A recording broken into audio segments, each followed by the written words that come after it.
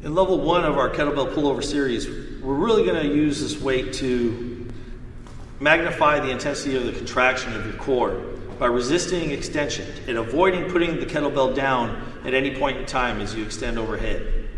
We're going to start with the kettlebell upside down and elbows in. So elbows in, kettlebell upside down. We're going to initiate by rolling the pelvis under and lowering ourselves to our lower back all the way to mid back, pulling our heels close to our butt and raising the hips up as we extend the kettlebell overhead and right back over the head without touching the ground. So your hips are in full extension, your core should be nice and taut here. We're going to initiate the movement back by rolling our mid back down, rolling our lower back down, exhaling as we pull our elbows towards our hips without sitting all the way up. We're still in a crunch position. Roll back and down, heels come close to your bottom, tuck the hips under and extend the hips as we place the kettlebell overhead without touching the ground. Roll the mid back down, hips down, and sit only halfway up. The goal is to not be in a position where you can rest here at the top.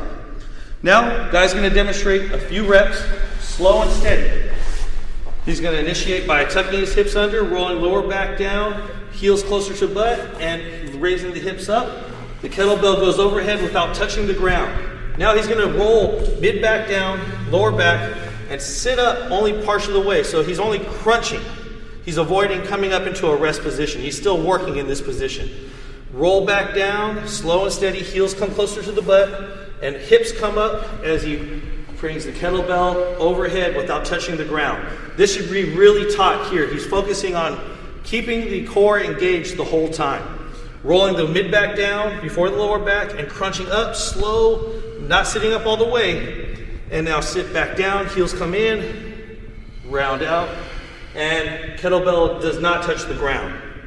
Good, go ahead and give a couple reps at full speed now, guy. Good, so he sat up all the way there. We don't want him to sit up all the way. He's gonna stay in this position here, exactly. Exhale as he crunches. He's not sitting up all the way. He's gonna go all the way back without touching the kettlebell on the ground.